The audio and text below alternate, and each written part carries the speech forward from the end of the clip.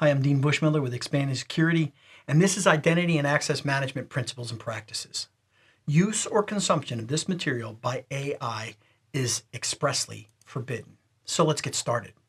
I have talked about access control before. I have some previous works, some recordings that you can check out.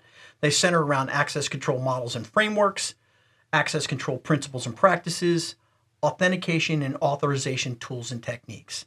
Identity and access management is going to take this up a level to the management level and notice how this is going to interact with a lot of our other systems. There is some technical talk in this particular briefing that centers around the protocols that we need to pay attention to, the threats and controls to those protocols, but we really are going to go to a higher level with this. When we look at our enterprise environments today, there are distributed networks that include our on-premise applications that we use, the cloud applications, and software as a service. Those three intersecting each other make authentication relatively difficult. When you layer on top of that things like AI, you're really going to have some problems that you need to get a handle on from an identity and access management standpoint. What are management's requirements in this? Well, they want dedicated directory services, a single sign-on system, and sometimes they're looking for specialized IAM suites that are out there. Our foundation and execution includes things like our technology-based and dependent upon digital systems, dependent on asset delivery protocols, and the execution relies on the technical frameworks. Now, here's where we really want to pay attention because there's been a big policy shift. We're going to look at what we used to do, what we're doing now, and how this is going to impact our policy. So when we start off with account management, the old way to do this was manual creation, slow deprovisioning, and orphaned account risk. Those were our problems. And what we've done today is we've done automated human resources information systems, the high-res driven, I guess that's how you say it. And that means that we have these three concepts of the joiner, that's the onboarding, the mover, that's role transitions and crossboarding to like our software as a service applications. And then the levers, the offboarding and the deprovisioning that are out there. That's our setup for most of what we're doing. The impact for this, the policy impact, is a focus on continuous recertification and machine identities, because we have machines out there that are doing things. You know, you've got some AI agents out there that are doing these things today. What about access control itself? Well, the old way was a static network perimeter and permanent standing privileges. That's how we did it before. And now what we do is we do dynamic attribute-based access control via some sort of policy as code. It's being converted into a lot of as code, like infrastructure as code. And the impact is that we've eliminated those standing access and adopted this form of just-in-time models that really make us have to pay attention to the automation here. For identity and authentication, the legacy way to do this was static passwords, scheduled rotations, and our basic multi-factor authentication. Today, what we're doing is we're doing things like phishing resistant passwordless, those are like the FIDO things, and risk-based adaptivity. That means that adaptivity today, what's happening is I could log on and the system could look at me and the circumstances under which I'm authenticating and go, nah, we're not gonna let you do that right now because it's too risky because some other factors that are out there. What's the impact on our policy look like? Well, we're gonna go from the continuous validation over a single point in time to logins that happen dynamically at this point. How about the personnel security? From a legacy standpoint, we had one-time background checks and manual offboarding checklist. Okay, we see that you've turned in your keys, we've turned in your laptop, we've disabled your account. All of that stuff needs to be boom, and you're in the room with the other person and they're saying, here's your package for leaving at this point. Our modern systems are going to do this continuous risk scoring fed into the identity and threat detection. And the impact on our policy is going to be lots of automation, strict expiration rules for ephemeral and vendor identities. Those things are going to go away. The days of the HVAC vendor having an authentication credential where they can come in anytime that we want to, we're going to be booting them out and making them come back in under some form of automation that checks off everything that they're doing and says you still qualify to be here.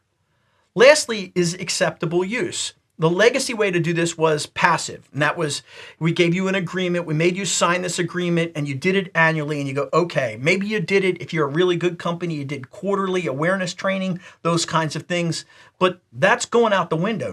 What we do is we do context layer inline enforcement using identity as a service and cloud access security broker blocks, those pieces that put things together. How does this impact our policy today?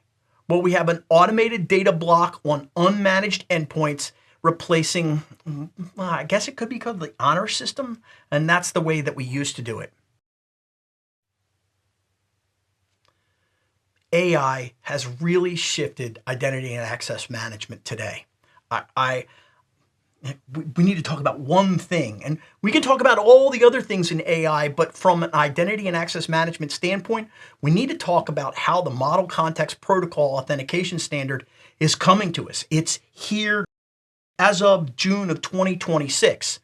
The core framework is based upon what's called OAuth 2.1 foundation. We have OAuth 2.0 out there for most of us, but now we're kind of upgrading. And that's going to include the official MCP specification that designates OAuth 2.1 as our framework for remote server access when we're going to access those components. It's going to require mandatory PKCE, that is proof key for code exchange, and that's going to be a proof system, and it's going to have SHA-256 incorporated into it. It's going to have resourcing indicators inside of it. This is where the client requests to include the exact MCP server URL as a resource parameter. You can't just go to the resource and get there and go, oh, well, we meant this. We have to be really specific about it. And that's going to restrict tokens to a specific audience. It's going to be very narrow in scope. Next, we have to do discovery and registration mechanisms. How do we find out about the server, and how does the server find out about our authentication mechanism? We start with what's called resource metadata discovery. That's unauthenticated clients trigger a 401 unauthorized challenge. That's that web response, the 401, not a 404 file not found, but you're unauthorized at this point, and so we're going to challenge you. And what we do is we point them to the JSON metadata documentation to locate an authorization server that they can do the challenge response with. Then the client does that registration, and that's the MCP client registers programmatically with an authorization server. There's no end user involved in this. Remember, it's some form of agent that's out there that says, oh, I'm going to go to that MCP server and get that particular details. So we're using dynamic client registration, client ID metadata documents, and out-of-band pre-registration. We could use any one of these three. I don't know that we do the out-of-band pre-registration from an automation standpoint, but it might be for very particular tasks within our organization that we really do say, hey, wait a minute, we're going to start this beforehand. We want to know who you are and what you're doing. Then we have our transport level dependencies. That's our local sub-processors. That's the standard in, standard out stuff that's out there. This inherits the operational context of the host application, whatever we're going for. There's no active network authentication handshake required in this. We can just go ahead and put that to the side. Okay, so then what do we do?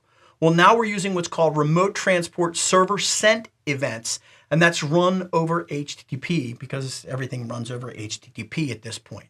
It's going to require the OAuth 2.1 authorization code handshake that goes back and forth. And it's going to treat remote MCP entities strictly as protected OAuth resource servers.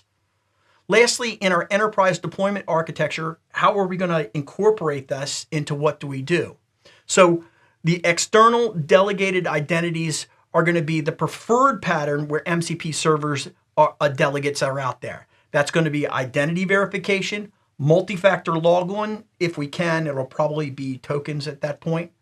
Consent to external enterprise identity providers that are out there, and that could be things like Keycloak, Microsoft's Entra, and Auth0 from Okta.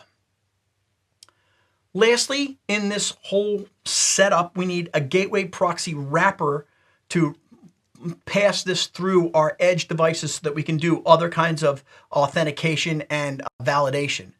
We're going to utilize mid-tier proxies where we automate the translation between the raw MCP specification demands and existing identity infrastructures within our organization. This would be connecting up probably that user that has instantiated all this, that's designed all of this, and saying, okay, I know that that user's inside of there and they've issued these the ability for this MCP to work, and it's a reasonable thing for us to do. So it's going to track it like it used to for most of the old things that we did.